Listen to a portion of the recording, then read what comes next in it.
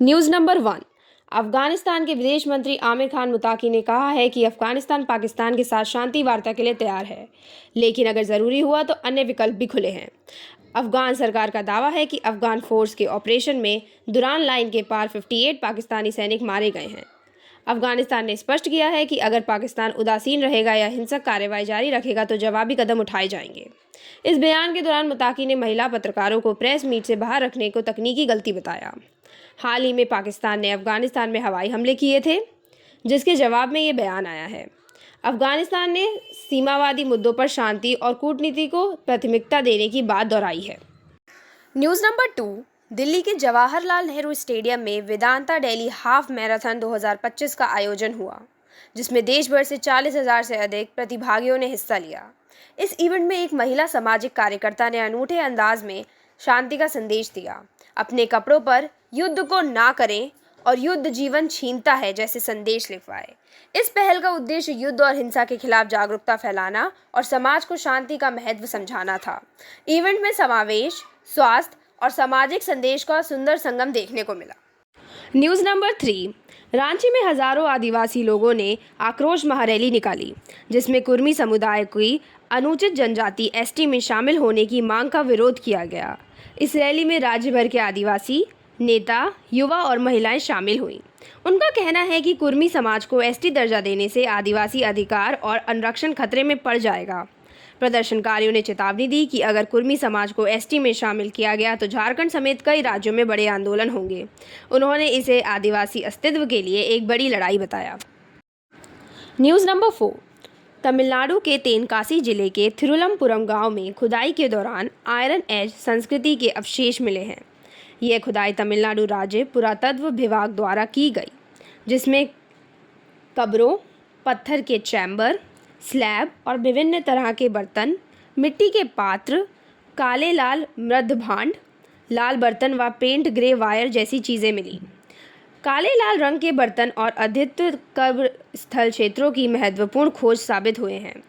अनुमान है कि ये विशेष मुख्य रूप से मध्य प्राचीन काल यानी लगभग ईसा पूर्व प्रथम शताब्दी के मध्य के हैं। इन खोजों ने साबित किया है कि पश्चिम घाट के पास भी एक समृद्ध लोहे की सभ्यता मौजूद थी। News number 5। इस आर्टिकल में बताया गया है कि इजराइल की मौजूदा सैन्य और राजनीतिक जीतों के बावजूद उनकी क्षेत्र श्रेष्ठता हिगेमनी टिकाऊ नहीं है। हाल ही में गाजा, हिजबुल्लाह और सीरिया में उसकी कार्रवाई तात्कालिक फायदे तो दिखाते हैं, लेकिन इजराइल की नीतियां स्थायी शांति की ओर नहीं ले जाती। लेख के अनुसार अमेरिकी समर्थन और अरब देशों की मौन सहमति से इजराइल को ताकत तो मिलती है, लेकिन उसके खिलाफ अंतर्राष्ट्रीय और अमेरिकी जनता में असंतोष बढ़ रहा है। अलगाववादी नीतियां, लगातार संघर्ष और फिलिस्तीनी अधिकारों की अनदेखी से भविष्य में इजराइल की स्थिति कमज़ोर हो सकती है। अमेरिका में भी ये नाराज़गी धीरे धीरे इजराइल विरोधी नीति में बदल सकती है। लेख में साफ कहा गया है कि लंबी अवधि में इजराइल की हेजेमनी स्थायी है और यह जल्द ही उसके खिलाफ जा सकती है। News number 6। ग्रेट निकोबार द्वीप पर सरकार का मेगा प्रोजेक्ट बिजली संयंत्र, बंदरगाह और एयरपोर्ट 13,000 हेक्टेयर प्राचीन जंगल को प्रभावित करेगा। यह मसला प्रकृति के कानूनी अधिकारों को लेकर उठ रहा है। सुप्रीम कोर्ट का पुराना फैसला न्यायगिरी हिल्स केस कहता है कि जंगल और आदिवासियों के अधिकार की रक्षा के लिए ग्राम सभा की सहमति जरूरी है। इस संदर्भ में अब सवाल उठ रहा है कि ग्राम सभा की सही सहमति के बिना परियोजना की मंजूरी दी गई या नहीं। दुनिया के कई देशों जैसे कोलंबिया, न्यूजीलैंड ने भी प्रकृति का कानूनी अधिकार दिए हैं, जिससे नदियां, जंगल आदि अपने अस्तित्व और अधिकारों के लिए अदालत में आवाज़ उठा सकें।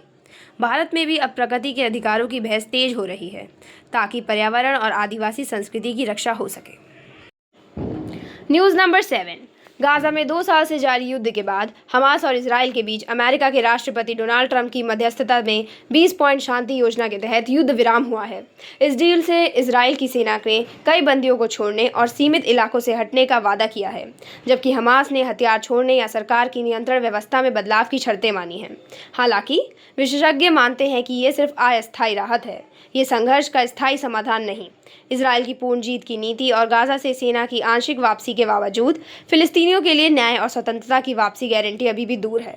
लेख में कहा गया है कि अगर ट्रंप सचमुच इस इतिहास में शांति निर्माता बनना चाहते हैं तो उन्हें किसी एक पक्ष का समर्थक नहीं, निष्पक्ष मध्यस्थ बनना होगा, जिससे इजराइल की सुरक्षा और फिलिस्तीन आत्मनिर्णय के बीच संतुलन आ सके। न्यूज़ नंबर 8, भारत और यूके के बीच संबंध अब परिपक्व और भरोसेमंद हो गए हैं, जहां सोशल मीडिया पर बयानबाजी या तनाव के बजाय व्यवहारिक सहयोग दिख रहा है। यूके के प्रधानमंत्री कीर स्टारमर की भारत यात्रा के दौरान दोनों देशों ने आर्थिक, रक्षा, निवेश, व्यापार, शिक्षा और संस्कृति के क्षेत्रों में अपने व्यापारिक संबंधों को और मजबूत किया। ब्रिटेन भारत का चौथा सबसे बड़ा निर्यात बाजार है और दोनों देशों के बीच फ्री ट्रेड एग्रीमेंट की दिशा में सकारात्मक बातचीत हो रही है। मिसाइल डील, फिल्म और शिक्षा में साझा प्रोजेक्ट भी इस दोस्ती को नया आयाम दे रहे हैं। आर्टिकल बताता है कि भारत ब्रिटेन संबंध अब जोर शोर और राजनीतिक तनातनी से ऊपर उठकर शांत और सकारात्मक सहयोग का उदाहरण बन गए हैं, सिर्फ बिजनेस, बिना फालतू विवाद के। न्यूज़ नंबर 9, कुछ साल पहले तक भारत में अंतर्राष्ट्रीय व्यापार विवाद सुलझाने और विदेशी लॉ फर्म्स के लिए बाजार खुलने की बात असंभव लगती थी, लेकिन अब स्थितियां तेजी से बदल रही हैं। सुप्रीम कोर्ट और बार काउंसिल की बदलती नीतियों के चलते अब भारत में विदेशी लॉ फर्म्स का काम करने की सीमित अनुमति मिलने लगी है। मुंबई और दिल्ली में हाल ही में हुए इंडिया ऑल्टरनेटिव डिस्प्यूटिव रेजोल्यूशन वीक जैसे आयोजनों में दुनिया भर के वकीलों और विशेषज्ञों ने हिस्सा लिया, जिससे भारत का कानूनी क्षेत्र और व्यावसायिक विवाद समाधान वैश्विक स्तर पर खुल रहा है। यह रुख गोल्डन मीन यानी संतुलन की मिसाल है। देशी व विदेशी कानून के संगम के साथ नए अवसर पैदा हो रहे हैं और भारत विश्व स्तरीय लीगल हब बनने की दिशा में आगे बढ़ रहा है। न्यूज़ नंबर 10, भारत में गाज़ा शांति सम्मेलन के लिए मिस्र में अपने विदेश राज्य मंत्री कीर्तिवर्धन सिंह को भेजने का फैसला किया है। प्रधानमंत्री नरेंद्र मोदी को व्यक्तिगत रूप से आमंत्रित किया गया था, लेकिन कम समय की वजह से वे नहीं जा पाए। काहिरा में हो रहे इस सम्मेलन की मेजबानी मिस्र और अमेरिका कर रहे हैं, जिसमें 20 से अधिक देश हिस्सा ले रहे हैं। भारत, इजराइल फिलिस्तीन शांति वार्ता, मध्य पूर्व में द्वीपीय सहयोग और international north south transport corridor जैसी अहम कूटनीतिक पहलों पर अपनी भूमिका स्पष्ट करेगा। इस सम्मेलन में गाज़ा संकट, शांति, सुरक्षा और मानवीय मुद्दों को लेकर वैश्विक दृष्टिकोण साझा किया जा रहा है। भारत का प्रतिनिधित्व इस समिट में उसके तटस्थ और संवाद प्रेरित दृष्टिकोण को दर्शाता है। न्यूज़ नंबर 11, भारत में महिलाओं की आर्थिक सशक्तिकरण के लिए भारत सरकार द्वारा कैश ट्रांसफ़र योजनाएं शुरू की गई हैं, जैसे बिहार की मोहिया मंत्री महिला रोजगार योजना और डायरेक्ट बेनिफिट ट्रांसफ़र डीबीटी। इनका उद्देश्य महिला के खाते में सीधा पैसा भेजना है, जिससे वे आत्मनिर्भर बने और छोटा व्यवसाय शुरू कर सकें। रिपोर्टें बताती हैं कि अधिकतर महिलाओं के पास अब बैंक खाते और रुपए कार्ड हैं, लेकिन सिर्फ खाता खोलना या पैसे भेजना ही पर्याप्त नहीं है। असली बदलाव तब आता है जब महिला खुद अपने पैसे का इस्तेमाल कर सकती है, डिजिटल लेन देन में सक्षम बनती है और वित्तीय फैसलों में उनका नियंत्रण बढ़ता है। इसके लिए डिजिटल साक्षरता, मोबाइल कनेक्टिविटी और कारोबार का स्वतंत्र वातावरण बेहद ज़रूरी है।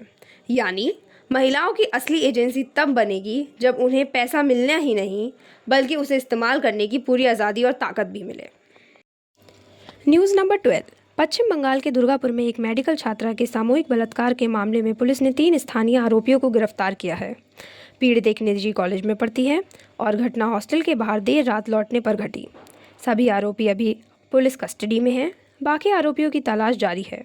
मुख्यमंत्री ममता बनर्जी ने घटना पर दुख जताया है और कहा है कि अकेले बाहर जाने पर खतरे बढ़ जाते हैं, इसलिए छात्राओं को सतर्क रहना चाहिए। उन्होंने सभी कॉलेज से अपील की है कि वे छात्राओं की सुरक्षा पर गंभीरता से ध्यान दें। राज्य सरकार ने जांच का आश्वासन दिया है और दोषियों को सख्त सजा दिलाने का भरोसा दिलाया है। न्यूज़ नंबर 30, इस खबर का सारांश इस प्रकार है। अफगानिस्तान के विदेश मंत्री मुताकी ने पाकिस्तान से बातचीत की पेशकश की है। पाकिस्तान ने दावा किया था कि काबुल में हुई स्ट्राइक्स में टीटीपी नेता मारा गया, लेकिन इस दावे को टीटीपी ने खारिज कर दिया। पाकिस्तान का आरोप है कि टीटीपी को अफगान तालिबान का समर्थन मिल रहा है और अफगानिस्तान की ज़मीन का इस्तेमाल पाकिस्तान पर हमले के लिए हो रहा है। मुताकी ने कहा कि असली समस्या पाकिस्तान की आंतरिक अस्थिरता है और अफगान शरणार्थियों की वापसी है। उन्होंने कहा कि अफगानिस्तान में आतंकवादी संगठन नहीं है और पाकिस्तान को अपने अंदरूनी मामलों में सुधारना चाहिए। मुताकी ने यह भी कहा कि अफगानिस्तान ने अपने यहाँ शांति स्थापित की है और वहाँ महिलाओं के अधिकारों का सम्मान होता है, किसी पर कोई प्रतिबंध नहीं है। न्यूज़ नंबर 14, कनाडा के विदेश मंत्री अनीता आनंद पहली बार भारत आई हैं और आज भारतीय विदेश मंत्री एस जयशंकर से मुलाकात करेंगी। इस मुलाकात का मकसद दोनों देशों के बीच रणनीतिक सहयोग, व्यापार, सुरक्षा और लोगों के बीच संबंध मजबूत करना है।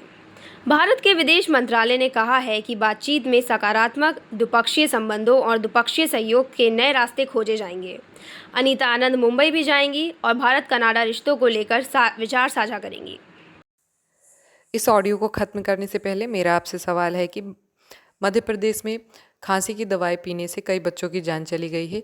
इस खांसी की दवाई में कौन सी रसायन की मात्रा अधिक पाई गई है? अपने आंसर को कमेंट करें। सही आंसर को पिन और लाइक किया जाएगा।